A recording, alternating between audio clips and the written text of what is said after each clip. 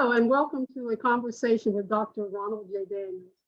Dr. Daniels was born and raised in the Pittsburgh, Pennsylvania, and Youngstown, Ohio area. He holds a bachelor's in history from Youngstown State University, a master's in political science from Rockefeller School of Public Affairs, Albany, New York, and a doctorate of philosophy and Africana studies from the Union Institute and University in Cincinnati. Welcome. Just good to see you. Well, it's good to be with you. It's always good to be back home. And before we do anything, I just have to give a shout out to Brother Sister Kamako and Brother Sababu. That's Ron and Lynette Miller with the Harambe Coalition, Mercedes King and Double K. You know, they're doing such wonderful work, continuing in the tradition of some of the work that we began with Freedom Incorporated, the Black Political Assembly, and all this good stuff. So I got to do my props first so I can come back home. Totally understand. Let's talk about that. These thoughts and reflections, but I'm interested in knowing what pricked your spirit to bring you to the level of commitment that you made the 60s, the early 60s, and continue to this day.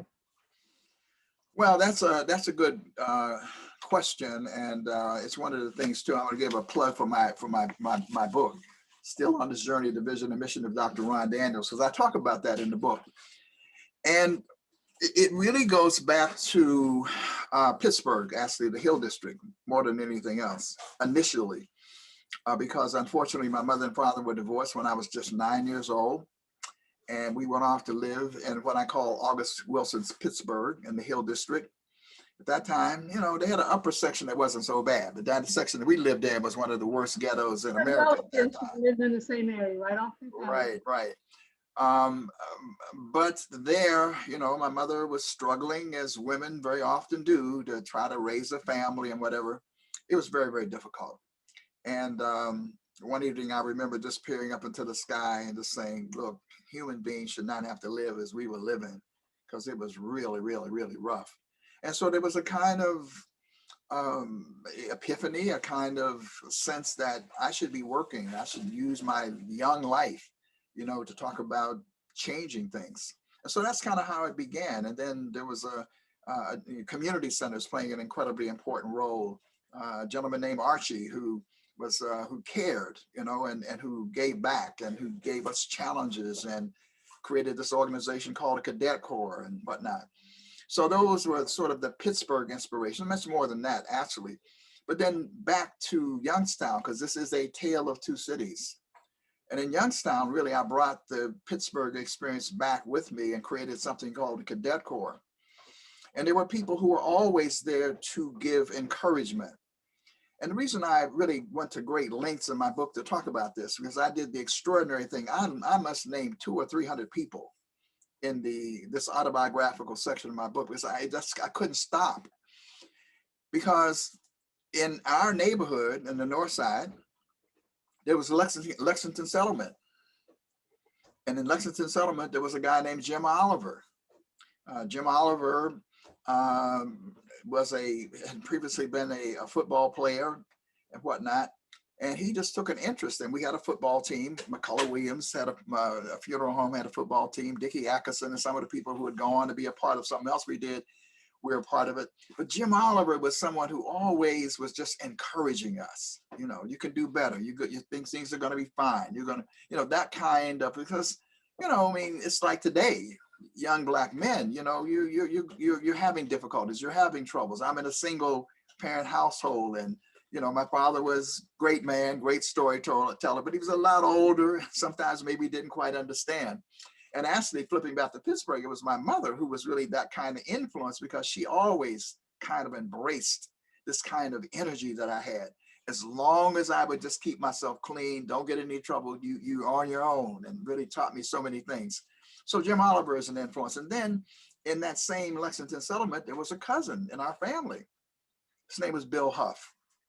Bill Huff, you know, who was, you know, and in fact, he's again in our family. In fact, his father used to cut our hair. We'd go down to his father's place, and, you know, he was the barber and whatever. And so we knew Bill Huff. But Bill Huff was also, first of all, a couple of things: staunch Christian, but also a staunch believer in the NAACP and the civil rights advocate. So it was Bill Huff who, watching us doing this cadet thing, you know, which is really remarkable, um, began to sort of take us aside and say, look, maybe you guys should look at getting involved in the civil rights movement, paraphrasing it sort of thing, because we were already doing good civic work and an amazing experience being influenced again by parents in the community, cadet parents. I call them my cadet parents and fathers. You know, at 13, 14 year old, at 13, 14 years old, we had a drill team. And our drill team could go to the Army Navy store, which was down on the East End at that time, and on our name, we could $500, $600, $700. We could get credit as young kids, and that was because these mothers and fathers, some of them who lived in the projects, others were throughout the neighborhood. They taught us how to, you know, we would do chicken dinners, and they taught us how to do the chicken dinners, and then we go to the beauty salons and the baking time, and we would just do our own fundraising. They embraced us. And this gave us so much love. And so they were a powerful influence. Eugene Allen comes to mind, Mrs. Atkinson, Dickie Atkinson's mother comes to mind. And there were many, many, many more of them. But as we built out this very strong organization, people began to take notice of it. And Bill Huff was one of them. And so Bill Huff grabbed us and some of us and said, nah, you ever heard of Martin Luther King? Began to listen to some of Martin Luther King's record. You ever heard of Malcolm X? A little bit of Malcolm X, that kind of thing. And so it's really out of that initially that we began to pivot towards getting involved, because the commitment for the Cadet Corps was always, our slogan was to stop juvenile delinquency. We were trying to keep ourselves from getting into trouble, keeping ourselves straight, trying to, you know, be good young men at that time. Young stewards. I mean, today our African American males are considered an endangered species. A lot of this is still lacking, I think, in our neighborhoods. You and I can reflect back to more than one individual that influenced our lives, directed our paths. When the doors were beginning to open, we were prepared to take full advantage of those opportunities. Moving into today's presence, I'm not seeing that type of leadership emerging. Are you? And if so, how can we reach back and improve and bring some of that into 2021? Yeah, I understand how you're on it, but you got to let me finish my thought. I got it. Really, because I'll come to that. But the point is because so we pivoted, we got involved in the NAACP, and again, people like Alice Lev and Ralph Clark, and you know, and then we built out doing civil rights work from there. So that's kind of how we began, and then ultimately it goes on to become Freedom Incorporated. So yes, there were parents in the community who cared and people who were inspiring us. Today, it may be more difficult, but there are organizations out there who are, you have one of the mentorship. You hear more about mentoring in the last decade or so. Susan Taylor, you know, the iconic Susan Taylor from Essence Magazine has a whole national organization, community cares organization that deals with mentoring. LeBron James. I mean, you know, so you see a lot of people, athletes, artists beginning to return back to the community in a way that maybe there was a gap when that wasn't happening. But certainly now there's a lot more emphasis on returning back to the source, coming back to the community, helping to reinvest in the community. And we actually need that, because at the end of the day, one of the things that I have a pledge to African people, and we talk about, you know, we have to learn to teach and work to build. And we talk about having no motherless children, no fatherless children. We talk about raising many children. And that was what was going on in our era. And that there were no motherless children and fatherless children. We were all raised by the community.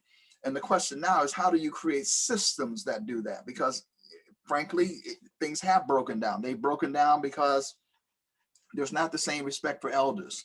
There's not the same respect that we had in those days. So how do you create networks of organizations that play the same function and the same role? Because quite frankly, there's no question about the genius of our people. There's no question about the ability and the capacity of our people. It is really about nurturing. It is really about the mentoring. It is really about the institutions, which is why it's so incredibly important to have centers like what did the Associated Neighborhood Centers mean? See, the Associated Neighborhood Centers was so important. And when I flip back to Pittsburgh, I can think about Hill City. I can think about the K-Boys Club.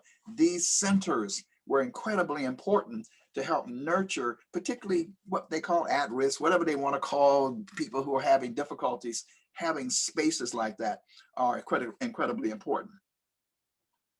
When you fast forward through the Rainbow Coalition, your experience in running as a presidential candidate for the United States and working on the candidacy of Jesse Jackson, and also with your IVW 21 now, reflect on your thoughts that brought you to that point. Well, none of that happens without Youngstown. That's why I dwell on that, really, because Youngstown was the foundation. Because in Youngstown, coming off of the experience with the NAACP, and then I went off to school after I graduated from Youngstown State University, which was an interesting experience in and of itself, trying, and difficult in many ways, but I was always kind of this diamond in the rough, one might say. I mean, people with potential, but troubled in some ways, trying to make it through. And so eventually, I did get this degree and went off to Albany, New York, and but founded the chapter of NACP at Youngstown State University, and coming up under Nate Lee and Nate Jones and Ralph Clark and people like this, the NAACP orientation. Even though my orientation was always a little bit more on the militant side, because even inside the NAACP, there were people who were like more in one organization or another. And I must say, again, talking about mentorship, which is a problem today. In those days, there were people who took us under their wing. And I give Ralph Clark in particular. And they taught us between church politics and NAACP politics, we learned how to maneuver and to do things. So anyway, I go off to Albany, New York, and but I come back a little different because I'm now talking about Black power and Black consciousness. And that was very controversial. We built an organization called Freedom Incorporated, talking about inspirations, Preston Wilcox, the Wilcox family.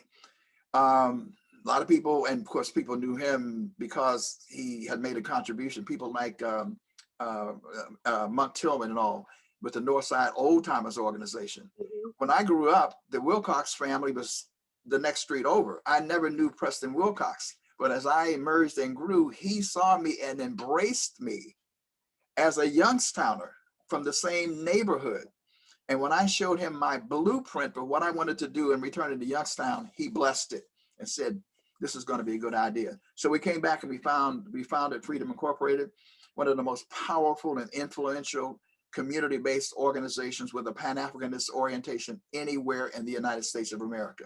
And so out of that experience came a recognition of people. I mean, this is Youngstown. This is the small, at that time, maybe I was looking at some of your data, 168,000 people at one point and declining population, but this is a relatively small little town. We were bringing ambassadors. We were bringing people who became heads of state to Youngstown through Freedom Incorporated. And one of the persons who noted what we were doing was the Reverend Jesse Lewis Jackson. That's how we developed a relationship with him. So, from Freedom Incorporated, there comes the National Black Independent National Black Political Convention in 1972, where I met people like Carl Stokes, Lou Stokes, and then from there, we had African Liberation Day. And so eventually, Reverend Jesse Jackson, we became friends. We became persons. And by the way, we were talking offline about our Bishop Norman Wagner and so forth, and someone who loved and respected very dearly. And so Reverend Jackson asked me to come on board to do the Rainbow Coalition and to be eventually to be deputy campaign manager in 1992. And that was an extraordinary experience. I mean, very few people have the opportunity to work at that level. But not only to work at that level, this was one of the most extraordinary, his two campaigns, 1984 and 1988, two of the most extraordinary campaigns in the history of this country. And I will never forget I did advanced work for him. Working with Reverend Jackson is very interesting. He's just a brilliant, brilliant, brilliant man. And and I had to try to, he and I had a great relationship because I had to harness him a little bit. We talked about he was the tree shaker, not the jelly maker. And I said, but Reverend Jackson, we need the jam. I'll help you make the jam. I'm gonna shape this stuff up because he's just this brilliant person. And so I would do advanced work for him. And I'll never forget, when he came, he would want to go see Reverend Wagner, his church and so forth. And we did, and so forth. So now that was a great experience. And then after that, because I thought the Rainbow Coalition never quite fulfilled its full potential, I decided to run as an independent candidate for president in 1992. And it was really, and I wish we had the same social media tools and all the things we have now, because the campaign would have been far more successful. But it was a statement. And quite frankly, it fulfilled an aspiration off of the streets of the north side of Youngstown, when people used to look at that little cadet corps and they said, that young man seems to have a lot of potential. He might be president someday. So, I mean, I had this kind of, yearning to become a part of it. And so that's what the Jackson campaign was about. Reverend Jesse Jackson and I remain very, very close friends. He's now, suffering a bit. He's got some issues he's dealing with. He said, I'd rather burn out than rust out. So he continues to be very relevant and an important figure in our history today.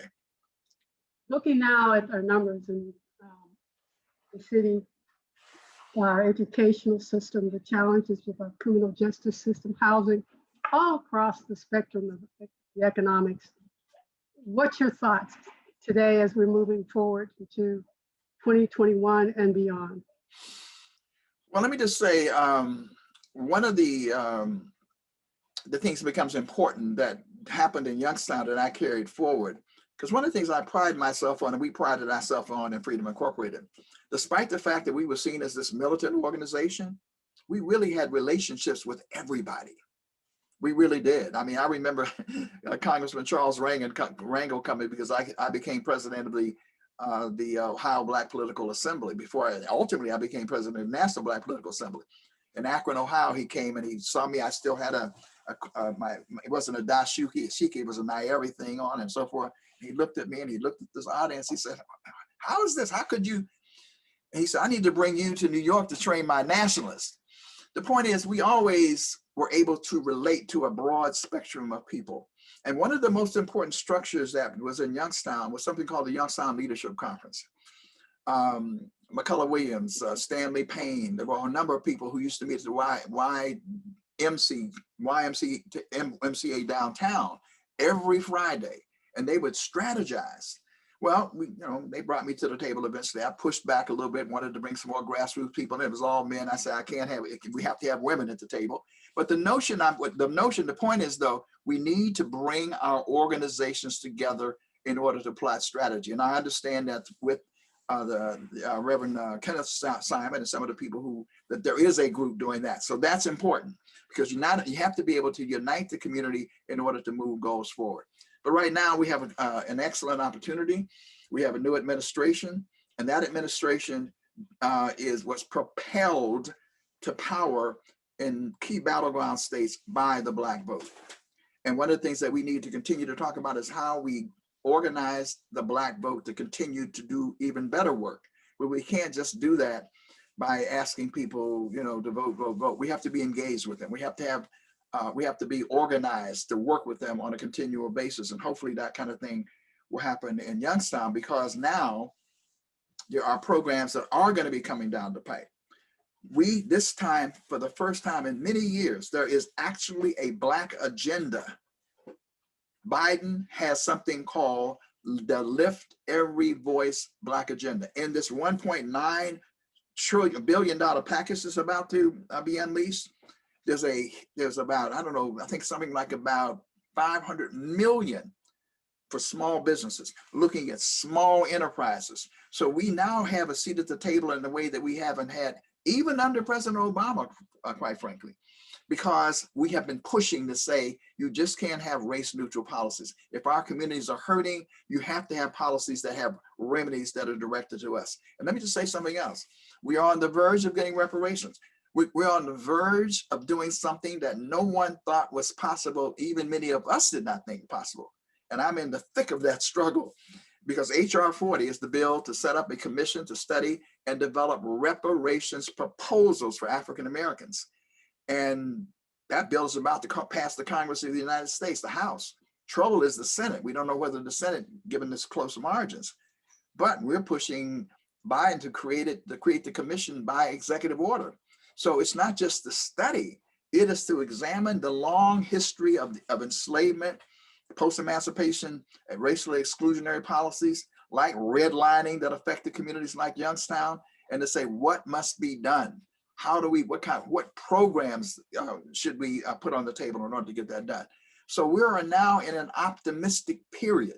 But in that optimistic period, it becomes important for us to also turn to each other. And one of the things that I've never, ever abandoned is the notion that charity begins at home and spreads abroad. We must be racially conscious. To be racially conscious, that does not mean that we're antagonistic to anyone. But you have to, given our history, you know, what you're doing now is important. We didn't always have programs like this. We had to fight to get Black images on radio and television. People like Margaret Linton, and others through the Black Broadcasting Coalition, you know, helped to get this done. But that's because we had the consciousness to do it. Because as long as you believe the white man's ice is always colder, you're not even going to vote for a Black candidate. You're not going to go to a Black doctor because you have this inferiority complex. So we have to constantly be feeding ourselves, which is why I'm so proud of what the Harambee Coalition does. I'm so proud that Kwanzaa continues. You know, some people are talking about reviving the African Culture Weekend. I mean, we did that for years and years and years. And that was all about building a sense of, not just in a narrow sense. I mean, whether you wear dashiki or not is sort of irrelevant at one level. It's what you do. And using that consciousness to build the institutions in the community. And again, I just have to say, so proud of the New Bethel Baptist Church. This is an anchor for years and years and years. Reverend Lonnie Simon was like, I mean, he was such an inspiration, not only inspiration, you know, he was a partner in this process. And Reverend Kenneth Simon is continuing in that same tradition. One thing I'm sure you agree, of all of those names and more, they would not hesitate to also correct and chastise you. I didn't hear the last part. They were not hesitate a minute to correct and to chastise you. They supported you, but they would correct you in a heartbeat. Well, younger on when we were younger, yes. And when we were dealing with my neighborhood, this is why I give neighbors credit. And later on, I must say that, you know, people like Ralph Clark were proud of that early experience, but they admitted I became more the mentor and the teacher, actually, in that regard. I was actually stretching people out. One of the names that I have to mention, Clarence Barnes. Clarence Barnes, who was the president of the Youngstown Urban League, yes, the greatest Christian I've ever known. I mean, this man, just a remarkable human being, you know, who was able to come. The Urban League is supposed to be a relatively moderate organization. He had no problem working with an organization that was perceived as being radical, because he understood it really wasn't crazy. I mean, we were not nuts. I mean, we were trying to push forth an agenda and to mediate between the power structure and trying to get them to understand what we were doing in the community. And I will never forget when the Native Son bookstore was attacked, and it was attacked because there were episodes when, you know, we were in danger. Clarence Barnes came right to the Native Son bookstore, and when we were anticipating the possibility of another attack, he was right there with us, and he was ready to take care of business if necessary. Exactly. As we're drawing to a close, anything pressing that you would like to say to me and the viewers? Well, no, I mean, it's always good. I'm delighted we were able to have this conversation. And again, you know, we could go on for a long time because there's a lot that I'm indebted to in terms, and I always mention that. That's why when my book came out, which took 20-something years to actually do, there was only one place that we could have the initial launch of that book. It had to be in Youngstown. We had to return to the source. So I'm always delighted to come back and to share ideas and to talk about, you know, how we move forward. And, you know, there are many people who have passed on Just want to mention one of the other influences, Dr. Edward Crosby at the Department of Pan-African Studies at Kent State University. He was a really powerful influence in my life. He just passed on. But I also see myself, I'm blessed. I'm still standing. I'm still here advocating and organizing. And that's possible, and only would have been possible because of all of the people in Youngstown, Ohio, who supported Dr. Ron Daniels and made Dr. Ron Daniels. Well, Youngstown still looks to Dr. Ron Daniels. Before we leave, one last thing, would you talk a little bit about the IBW 21? Well, and first of all, people should go to our website, ibw21.org. I mean, I well, did. yeah, the institute's the institute is predicated on building collaborative structures more than anything else, getting us as Black people to lean on each other, to learn from each other. So we are doing work around reparations. In fact, we convened the National African American Reparations Commission. We have a Pan-African Unity Dialogue in which we bring together, continental Africans, Caribbean Americans, Afro-Latinos, and African Americans to talk about how we cooperate. We have justice collaboratives, because what happens is in many communities across the country, and this is one of the things I observed when I was with the Jackson campaign and traveling from city to city, we have people doing good work, not in the same city, who don't talk to each other. See, that was the beauty of the Youngstown Leadership Conference, is that there was a structure, and every community should have a structure like that, where periodically just come to the table and share ideas, what's going on, because our adversaries are always planning, even if they don't agree with each other. The one thing they can agree on is, these people may not rise. So IBW21.org, the Haiti Support Project, we've done incredible work in Haiti. So if you go to that website, you can spend hours.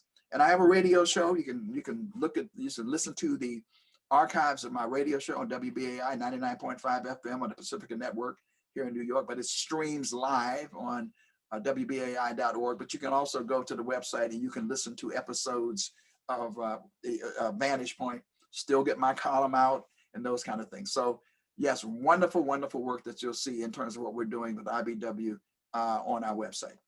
And the availability of the book? Oh yeah, the book is still, we kind of slowed down a little because we were doing stuff in person, but it's available on Amazon, but it's also available on the IBW website. And particularly for Youngstowners, again, one of the things I'm most proud of is Jim Mosley. I was just trying to mention his name in association with Margaret Linton. I just feel so good about the fact that I could just call out so many names of so many people, that I worked with, who influenced me, and that I was able to work with, and you couldn't name everybody, but I sure named a whole lot of them, because it is, at the end of the day, it is a village. It is a collective process. We don't get to be where we are through some heroic act of our own. The church, an important role in the church. Reverend Lawson Booker, I cite him, unlettered, just, people talking, he didn't speak proper English and whatever, it didn't matter. He was somebody who grabbed hold of me at Tabernacle Baptist Church and encouraged me. So I have to name people like that, because that's how we make pride. And we need to get back to that as much as we possibly can, working together, learning from each other. Doesn't mean we're always going to agree. Families don't always agree. Sometimes you have tips and tats and so forth, but at the end of the day, we are each other's best teachers, and we are the greatest strength that we have for ourselves. Again, I thank you for making time, because you are still a busy person. Continue with Godspeed, and thank you again for joining me. My pleasure. Anytime. Be in touch.